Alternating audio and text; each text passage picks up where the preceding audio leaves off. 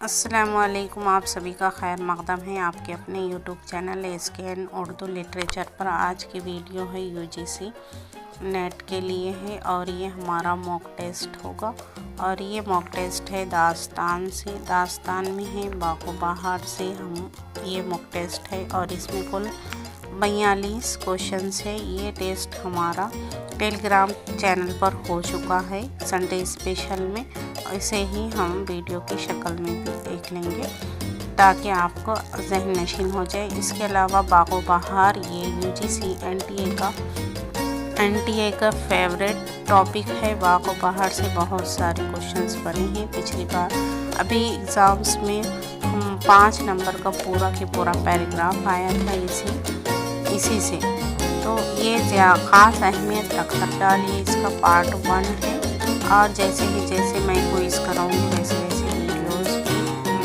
موک test کے صورت میں اپلوڈ کرتے جاؤں گی۔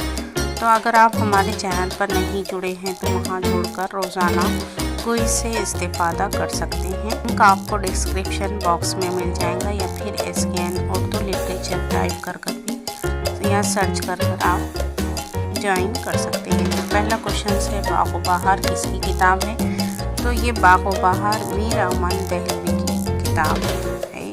باغ و بہار کا موضوع کیا ہے بتانا، ناول ہے، داستان ہے، یا پھر تنقید ہے؟ تو باغ و بہار میر امن دہلوی کی کتاب ہے، اور یہ اس کا موضوع ہے داستان ہے۔ باغ و بہار ہندوستانی پریس کلکتہ سے کب شائع ہوئی بتانا ہے؟ تو باغ و بہار 1802 یا 3 میں شائع ہوئی، یا پھر 1804 یا 5 میں شائع ہوئی، یا 1803 یا 4 میں شائع ہوئی؟ تو باغ و بہار ہندوستانی پریس کلکتہ سے شائع ہوئی 1803 یا 4 میں شائع ہوئی ہے۔ باغ و بہار ہندوستانی پریس کلکتہ سے پہلی بار کس کی نگرانی میں شائع ہوئی؟ یہاں پہ بات کی گئی ہے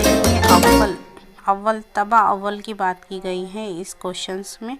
تو باغ و بہار ہندوستانی پریس کلکتہ سے پہلی بار کس کی نگرانی میں شائع ہوئی تھی؟ تو یہ ہوئی تھی کیپٹن روبوک کی نگرانی میں شائع ہوئی تھی۔ فورٹ ولیم کالج کے پہلے منشی جنہیں ان کی ادبی تخلیق پر 500 روپے کا نقد انعام ملا، وہ کون ہے بتانا ہے؟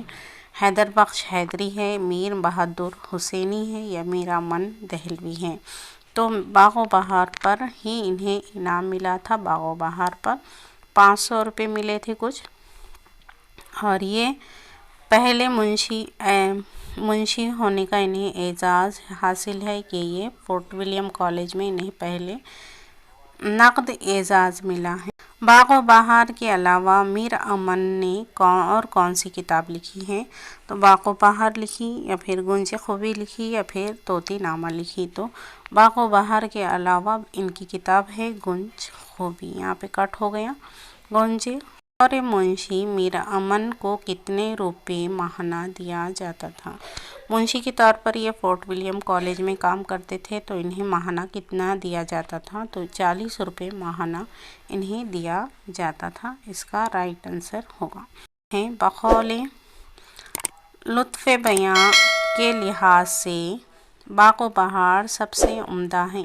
یہ کس نے کہا تھا کہ لطف بیان کے لحاظ سے باغ و بہار سب سے عمدہ ہے؟ تو یہ قول ہے عابد علی عابد کا، غالب کا، یا پھر سر سید احمد خان کا؟ تو یہ قول ہے غالب نے کہا تھا یہ قول۔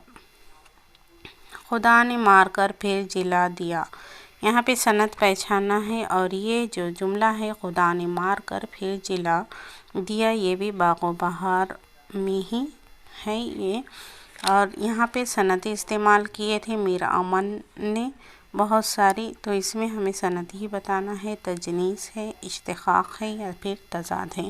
مارنا، جلا دینا یہ تضاد ہے، اپوزٹ ہے۔ باغ و بہار کس کا ماخوذ ہے یا پھر چربہ ہے؟ تو یہ ہے نوطرز مرصع کا، اور یہ تحسین کی کتاب ہے نوطرز مرصع۔ فورٹ ولیم کالج سے میر امن کب سبکدوش ہوئے؟ میرا من فورٹ ولیم کالج سے کس سن میں سبکدوش ہوئے یہ بتانا ہے، تو 1805 میں یا 1806 میں، تو 1806 میں انہوں وہاں سے سبکدوش ہوئے۔ بقول اس کے اسلوب میں ایک مخصوص آہنگ ہے اور ایک خاص ہمواری ہے۔ یہ بھی قول ہے باغ و بہار کے تعلق سے کہ اسلوب میں ایک مخصوص آہنگ ہے اور ایک خاص ہمواری ہے۔ تو یہ کس کا قول ہے یہ بتانا ہے، مولوی سید محمد کا یا عابد علی عابد کا یا پھر غالب کا۔ تو یہ عابد علی عابد کا قول ہے۔ باغ و بہار کیا ہے؟ ترجمہ ہے، تبادلات ہے یا پھر باز تخلیق ہے، یعنی ریکریشن ہے۔ تو باغ و بہار یہ باز تخلیق ہے۔ آگے ہے، نو طرز مرصع کی تکمیل کب ہوئی، یعنی کب عمل میں آئی؟ تو نو طرز مرصع یہاں پہ ہے 1785 سے 1786 میں ان کی تکمیل ہوئی ہے اس کتاب کی۔ خردمند کس داستان کا کردار ہے؟ تو خردمند یہ ایک وزیر ہے اور یہ باغ و بہار کا ہی کردار ہے۔ باغ و بہار میں جراحی کا کیا نام تھا یہ بتانا ہے، موسیٰ تھا، عیسیٰ تھا یا کوئی نہیں؟ تو جراحی کا نام ہے، یہ پہلے اس میں حصے میں آتا ہے اور اس کا نام ہے عیسیٰ نام تھا باغ و بہار میں۔ جراحی عیسیٰ کا ذکر کس درویش کے قصے میں ہے؟ تو یہاں پہ درویش لکھنے میں غلطی ہو گئی یہاں پہ ٹائپنگ میں، تو اگنور کرے اسے۔ دوسرے، پہلے یا پھر تیسرے؟ تو پہلے ہی ہے، یہ درویش کے قصے میں آتا ہے جراحی عیسیٰ کا ذکر۔ دیکھتا ہوں ایک سوار سبز پوش منہ پر نقاب ڈالے مجھ سے فرماتا ہے کہ کیوں تو اپنے مرنے کا قصد کرتا ہے، ارادہ کرتا ہے؟ خدا کے فضل سے نا امید ہونا کفر ہے۔ تب انہوں نے فرمایا کہ مرتضیٰ علی میرا نام ہے۔ تو سبز پوش جو تھے باغ و بہار میں ان کا نام ہے مرتضیٰ علی۔ تو یہ اقتباس بتانا ہے ہمیں کس حصے سے ماخوذ ہے، پہلے درویش سے، دوسرے یا پھر تیسرے؟ تو اس کا رائٹ آنسر ہے یہ پہلے درویش سے ہی ماخوذ ہے یہ اقتباس۔ یہاں پہ پھر ایک اقتباس دیا ہوا ہے، اس میں بھی آپ کو یہی بتانا ہے کہ یہ اقتباس کس سے لیا گیا ہے، اس میں آپشنس نہیں ہیں۔ بعد 8 دن کے وہ معشوقہ مجھ سے مخاطب ہوئی کہ حق تعالیٰ نے آدمی کو انسانیت کا جامہ عنایت کیا ہے کہ نہ پھٹے نہ میلا ہو، اگرچہ پرانے کپڑے سے اس کی آدمیت میں فرق نہیں آتا۔ تو یہ کہا پہلے درویش کے ہی قصے میں ہے یہ، اور یہ کہتی ہے دمشق کی شہزادی یہ کہتی ہیں۔ باغ و بہار کو مرتب کس نے کیا ہے؟ تو باغ و بہار کو مرتب کرنے والے ہیں رشید حسن خان ہونا یہاں پہ انہوں نے مرتب کیا ہے، یہاں پہ ٹائپنگ مسٹیک ہے۔ یہاں پہ پھر ایک پیراگراف ہے اور یہی پیراگراف ہمارے UGC نیٹ کا بھی ایگزام جو ہوا تھا اس میں بھی آیا ہوا ہے۔ تو دوسرے دن میرے اس کافر چاچا کے پاس جو بجائے ابو جہل کے تھا گیا اور کہا، جہاں پناہ شہزادے کے مار ڈالنے کی ایک صورت میں نے دل میں ٹھہرائی، اگر حکم ہو تو عرض کروں۔ وہ کم بخت خوش ہو کر بولا، وہ کیا تدبیر ہے؟ تب مبارک نے کہا، مبارک یہ چوتھے درویش کے قصے میں ہے اور اسی کا کردار ہے، اس کے مار ڈالنے میں سب طرح آپ کی بدنامی ہے، مگر میں اسے باہر جنگل میں لے جا کر ٹھکانے لگاؤں اور گاڑ داپ کر چلا آؤں، ہرگز کوئی محروم نہ ہوگا کہ کیا ہوا۔ یہ بندش مبارک سے سن کر بولا، بہت مبارک ہو۔ تو یہ پیراگراف بتانا ہے کہ یہ کس درویش کے قصے میں ہے، تو یہ درویش ہے پہلے، دوسرے یا پھر تیسرے یا چوتھے؟ تو یہ پیراگراف چوتھے درویش کے قصے میں ہی ہے۔ یہ PYQ کوشچن ہی ہے۔ مبارک نے شہزادے کو مارنے کے لیے کون سی تدبیر تجویز کی تھی؟ زہر دے کر مار دینے کی، یا پھر شیر کے پنجرے میں ڈال دینے کی، یا پھر پھانسی پر لٹکا دینے کی، یا جنگل میں مار کر گاڑ دینے کی۔ تو یہی تجویز انہوں نے دی تھی مبارک نے کہ جنگل میں مار کر گاڑ دینے کی تدبیر۔ ابو جہل سے کون مراد ہے؟ تو ابو جہل وزیر ہے، یا شہزادے کا چاچا ہے، یا غلام ہے، یا پھر جنوں کا بادشاہ ہے۔ ابو جہل سے مراد ہے یہ شہزادے کا چاچا۔ مالک صادق کون تھا؟ تو یہ کون تھا بتانا ہے۔ اور مالک صادق یہ کردار ہے چوتھے درویش کے قصے کا۔ یہاں پہ یہ یاد رکھے۔ اور جنوں کا بادشاہ تیسرا درویش، یا پھر چین کا بادشاہ، ایران کا بادشاہ۔ تو یہ جنوں کا بادشاہ تھا مالک صادق۔ یہاں پہ ایک کوشچن ہے، بوزینہ کا مفہوم کیا ہے؟ تو یہ بتانا ہے کیا ہے اس کا مفہوم۔ شیر ہے، گھوڑا ہے، بندر ہے، یا پھر کتا ہے۔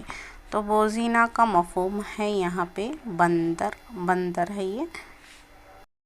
بہن کے گھر سے رخصت ہو کر پہلا درویش کہاں کا سفر کرتا ہے؟ یہ بتانا ہے۔ پہلا درویش روم کا سفر کرتا ہے، مصر کا، شام کا، یا پھر دمشق کا سفر کرتا ہے۔ یہ شام کی کیپٹل ہے، یہ بھی یاد رکھیں۔